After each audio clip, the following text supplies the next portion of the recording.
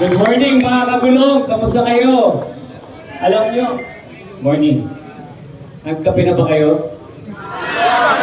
Alam mo, napakasarap ng empanada ni Senator JB. The best ng Marilake.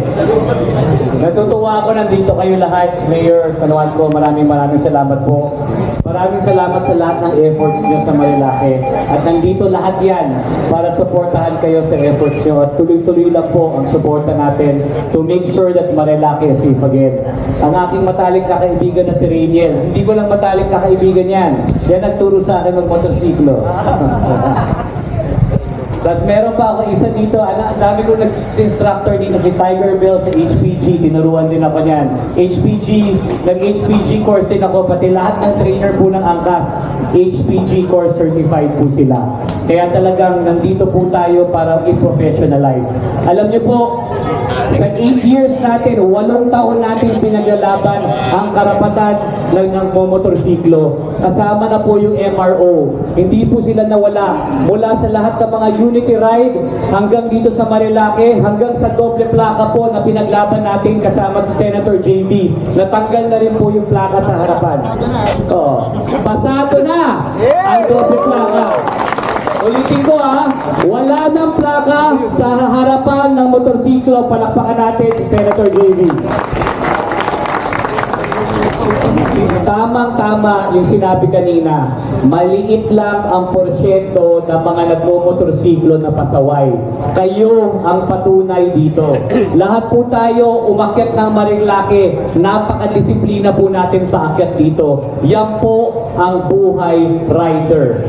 Araw-araw tayo nag-ride, araw-araw tayo nasa daan, araw-araw natin kasama mga bus, kasama mga jeep, kasama mga truck, kasama mga ibang kotse, at araw-araw rin tayo nakakaranas ng diskriminasyon sa daan.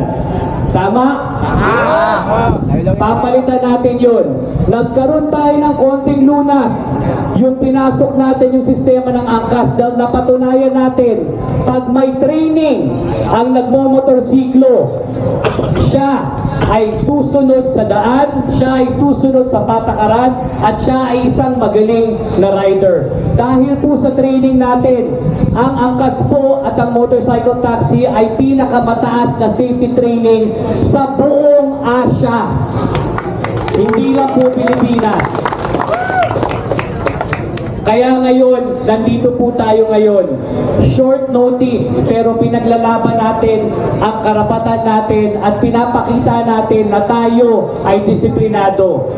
Ibabalik natin yung dangal sa pagmomotorsiklo. Itong mga insidenteng to, hindi mabubuwag ang tingin ng tao sa motorsiklo. Iaangat natin ang tingin sa kanila. Magtutulungan po ba tayo dito? Kaya po ba natin gawin to? Ipapakita ba natin kung anong klaseng motorsiklo, anong klaseng rider tayo sa buong Pilipinas?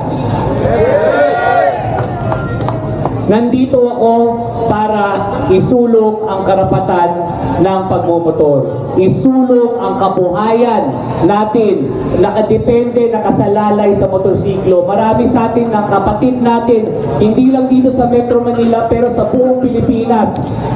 Gaano ka-importante ang motorsiklo sa kanila? Sobrang importante, critical. Ito ay parte ng hanap buhay. Kaya napaka-importante ng pagdalo nyo dito. Hindi lang po ito, make Marilake safe again. Ito po ang proteksyon ng kabuhayan at kinabukasan ng maraming kapatid natin ang kagulong sa buong Pilipinas.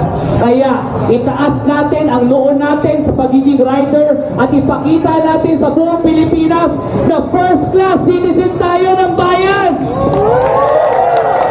Maraming salamat po sa inyo.